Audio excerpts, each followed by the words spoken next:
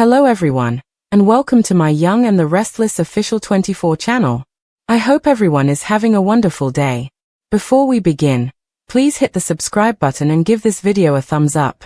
The atmosphere inside the Newman Enterprises boardroom was suffocating with tension, the air thick with grief and anticipation as the executor of Damian's estate, a grim-faced attorney named Blake Hartman, cleared his throat and unfolded the creased parchment of Damian's final will and testament. Everyone sat in stunned silence. Lily's eyes were red-rimmed, her fingers entwined tightly in her lap, and Amy sat a few chairs away, fidgeting, her lips quivering as she fought to hold back sobs. The death of Damian, violent, unexpected, and still shrouded in mystery, had left scars across the Genoa city landscape, but no one was prepared for what his final words would unleash. The room held a mix of familiar and fractured faces. Kane, sitting rigid with a haunted look, Nate, arms crossed, jaw clenched, Devon, confused and suspicious, and Victor Newman himself, standing like a marble statue at the back of the room, arms folded and expression unreadable. "Let's begin," Blake said, adjusting his glasses. "This is the will Damian Cross left behind, signed, witnessed, and recorded shortly before his death. The contents have not been altered." As the words began to flow, a chill crept through the room. Damian's voice, preserved in the reading, was calm but laced with the emotional depth only the dying could manage. "If you're hearing this, it means I'm gone, and what I'm about to say might hurt more than my death ever could. But truth matters more than comfort." Amy gasped and covered her mouth. Lily stiffened, already sensing what was coming. "Lily," Damian's voice continued, "you were my calm in a lifetime of chaos. Loving you was the only thing I never regretted. But I failed to tell you everything, and for that, I ask your forgiveness. I knew my time was short. I knew people were circling me like vultures. But I never imagined it would come to this." Lily closed her eyes, tears streaming freely. "To my child, if my child survived, if Lily carried the pregnancy to term, I leave my entire estate, minus the philanthropic trust I've assigned to Amy." At that, Amy cried out softly. Her face crumbled, tears gushing like a river, because the child was gone. The child didn't survive. A miscarriage that had shattered Lily, and which Amy had inadvertently caused. A collective hush fell over the room. "Amy," Damian's voice softened. "You were like the sister I never had. Sometimes the fire in you burned too wild, but your heart was always in the right place. That day, I know you didn't mean to cause the accident. I never blamed you, and I hope you find peace." Amy sobbed harder now, her body curling inward as guilt racked her soul. The accident, her confrontation with Lily over Damian's fidelity, her outburst that led to Lily falling, had been the catalyst for everything. But there's one more truth. Damian's voice grew heavier. A truth that Kane Ashby has kept buried deep, a truth that must now see the light. Because no family can heal with lies still infecting their roots. All heads turned toward Kane, who sat motionless, his face pale. Blake hesitated, eyes narrowing as he glanced at Kane, then at the others. "Should I continue?" he asked gently. Kane said nothing, but Lily, trembling, spoke first. "Read it, please," she said, though her voice cracked under the weight of fear. "The truth needs to be said." And so Blake continued. "Kane, my death may be partially your burden. I've known for some time that you and Carter were behind what happened that night in the docks. I knew you two left me there, bleeding, barely alive after that confrontation. I survived longer than you thought, Kane. Long enough to drag myself into the shadows. Long enough to hear you whisper, 'No one can know.' But I forgive you, even if no one else will." The room erupted in gasps, chairs scraping, voices murmuring. Nate's face contorted with rage. "Kane? Is this true?" he barked. Lily recoiled as if struck by a lightning bolt. No, he wouldn't. Kane wouldn't hurt Damian. He was angry, yes, but to leave him to die. Her voice crumbled into whispers, and she turned to look at Kane. "Tell me it's not true." Kane's head lowered, but he couldn't speak. His silence said everything. The room spiraled into chaos, Devon's voice rising, Amy sobbing uncontrollably, Nate storming toward Kane, only stopped by Victor's iron hand gripping his shoulder. "We're not doing this here," Victor growled. "Let him talk." Kane finally stood. "Yes," he said hoarsely, barely above a whisper. It's true. I didn't kill Damian, but I left him. Carter panicked. Damian had discovered something that tied Carter to the fake pharmaceutical fund scheme. Damian threatened to go public. Carter snapped. There was a fight. Damian fell, hit his head. I thought he was dead. I swear I didn't want him to die. He looked at Lily, pain carving lines into his face. I was trying to protect you. And the kids. And myself. I was scared. You lied to me, Lily said, her voice filled with disbelief and devastation. All this time. I thought you were trying to help. But you were hiding a death. You left the father of my child bleeding alone in the dark. Her words hit Kane like bullets, but he didn't move. I loved you, he said. I still do. And every second since that night, I've been drowning in guilt.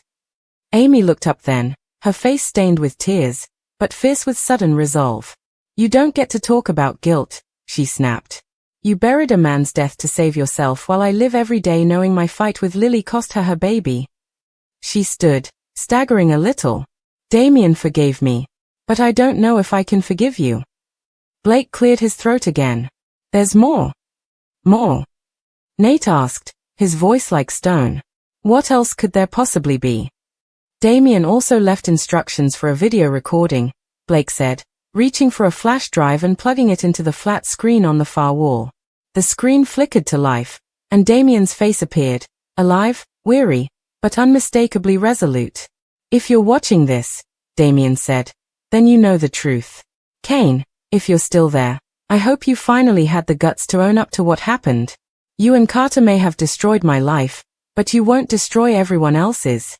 That's why I've left my files, bank records, testimonies, photos, everything I had on the people who tried to silence me. It's in a safe place. And I've given the key to someone who still believes in justice. The video cut off abruptly, leaving the room in a thick silence. Who has the key? Devon asked, speaking for everyone. Blake hesitated. Claire Grace Newman. A collective breath was drawn. Claire, a relative outsider, still rebuilding her life in Genoa City, but someone Damian had quietly trusted after a fateful encounter at a tech convention in Chicago. She had recently begun mentoring under Victor, and now, unknowingly, held the fate of multiple lives in her hands. We'll get her in here, Victor said. Immediately. Amy looked to Lily, her face barely holding together. I'm so sorry, she whispered. I didn't mean for any of this. Lily, broken but composed, shook her head. We all broke something. You, me, Kane. But Damian, he tried to make it right, even in death. Then she turned her gaze back to Kane. I don't know if I can forgive you. I don't know if I ever will. But I know this, whatever Damian gave Claire, it'll decide what happens next. As the room slowly emptied, silence reclaiming the space once filled with revelations and regret, Kane remained standing alone, staring at the screen that had once held Damian's final message.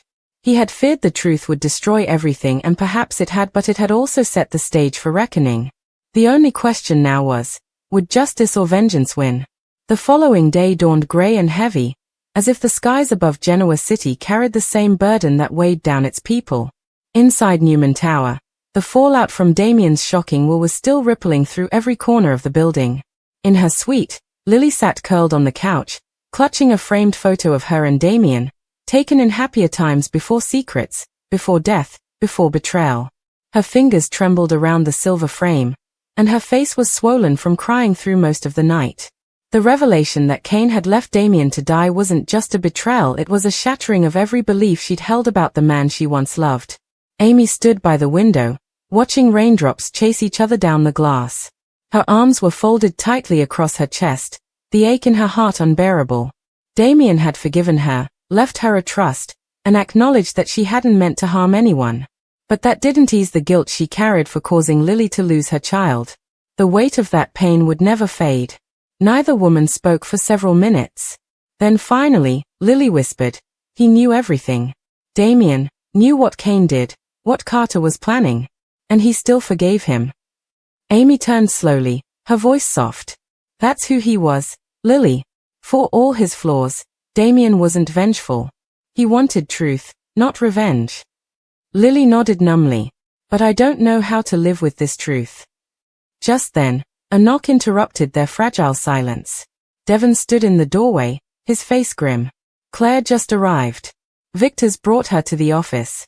We're all meeting there in 30 minutes.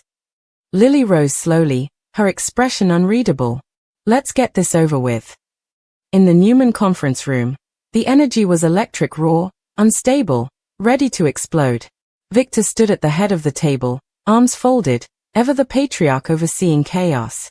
Claire sat beside him, confused but resolute, holding a small silver key. It was the key Damian had entrusted to her, something he'd given her weeks before, cloaked in cryptic words. I didn't know this would matter, Claire admitted, glancing around the room. Damian said it was important, but he never said why.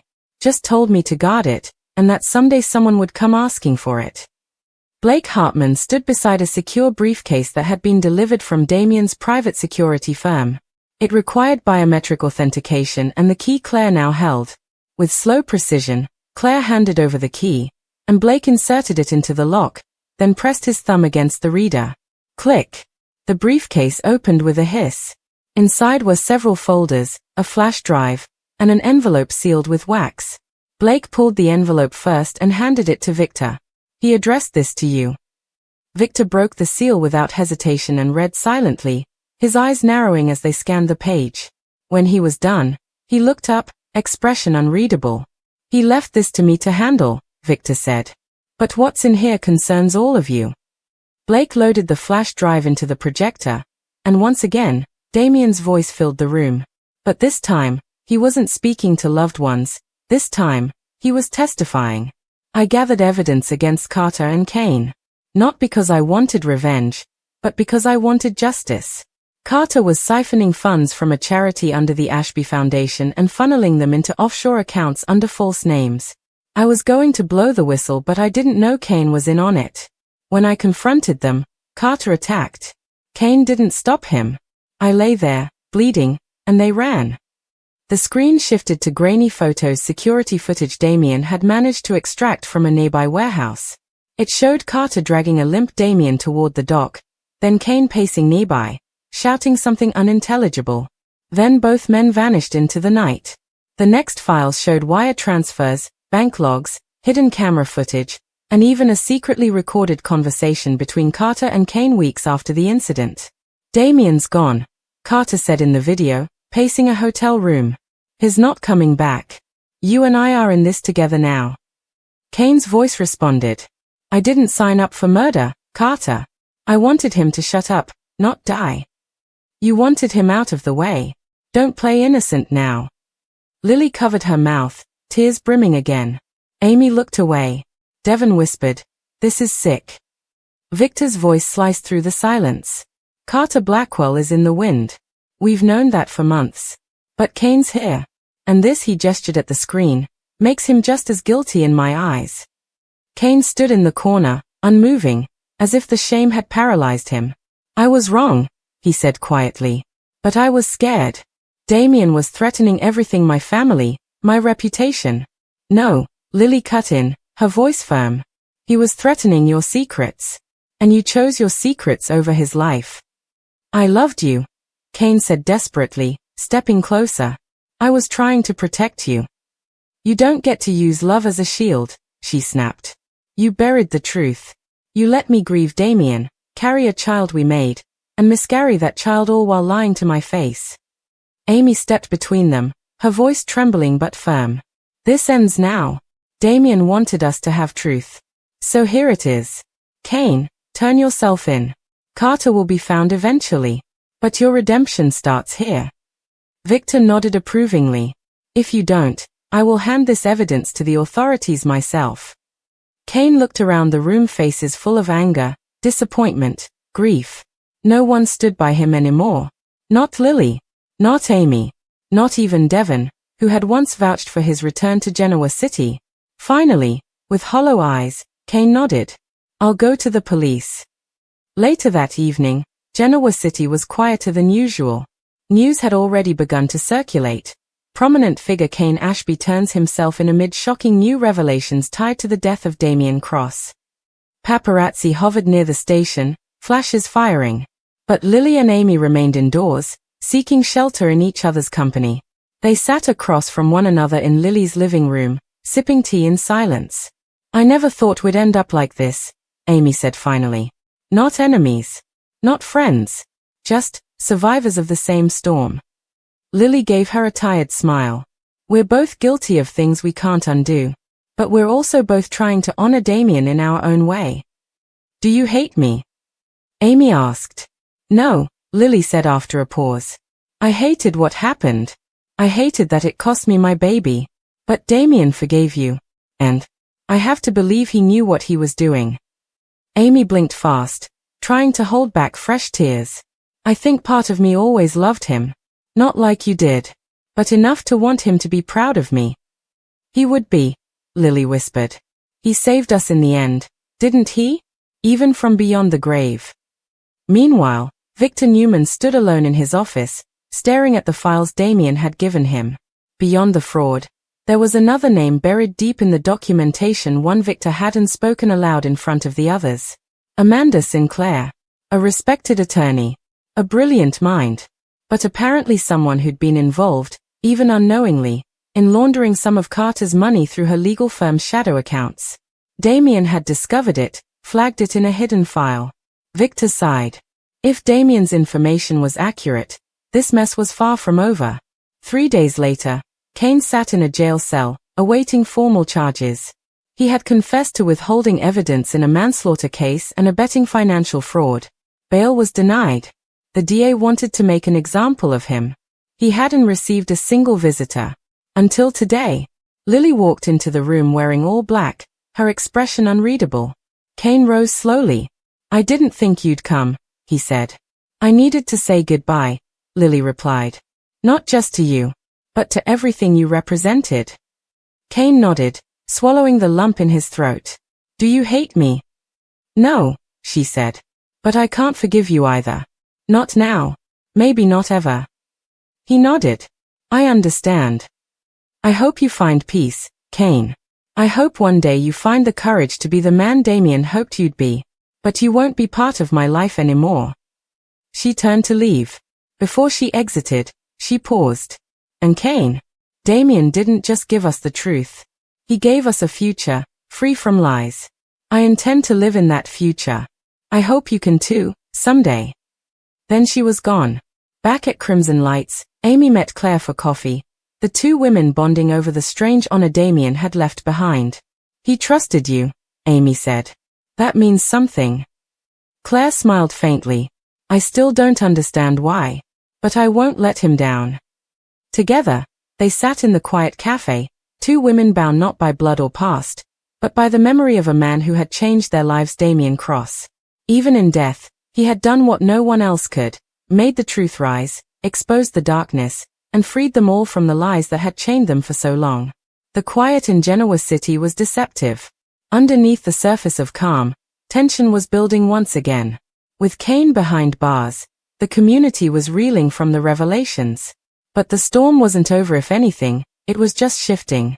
At Chancellor Winters, Devon reviewed the media fallout from Damian's posthumous evidence drop. His phone buzzed with text after text. Shareholders expressing concern, board members panicking, news outlets demanding interviews. He sighed, rubbing his forehead. What Damian had uncovered, fraud, cover-ups, attempted murder, wasn't just a family scandal. It had rocked the business world. Nate entered quietly. "Any word from Lily?" Devon shook his head. "She's taking some time. And honestly, she deserves every second of it. She lost Damian, lost the baby, and now this." Nate sat across from him. "Kane's confession is just the beginning. Carter's still out there." "Yeah, and if I know Victor," Devon muttered, "he's already working behind the scenes to hunt him down." He wasn't wrong. In a private office at Newman Enterprises, Victor Newman was on the phone with one of his top investigators, a former intelligence agent with connections around the world. "I don't care if Carter is in Zurich, Brazil, or the moon," Victor growled. "Track him. Use whatever you need. He's the loose end in this mess, and I intend to cut it off permanently." Victor hung up and turned to Claire, who was standing at his desk. She'd been watching him closely since the reading of Damian's will. You kept quiet about Amanda's name being in those files, Claire said, not accusingly, but with curiosity. Victor's gaze hardened. Amanda may have been involved. Or she may have been used. Either way, I don't destroy people without certainty. Claire crossed her arms. So what's your move? He smirked faintly. Patience, Claire. We don't strike until the board is set. Meanwhile, Amy had taken up temporary residence at Lily's house. The two women had fallen into an unexpected rhythm, part therapy, part survival.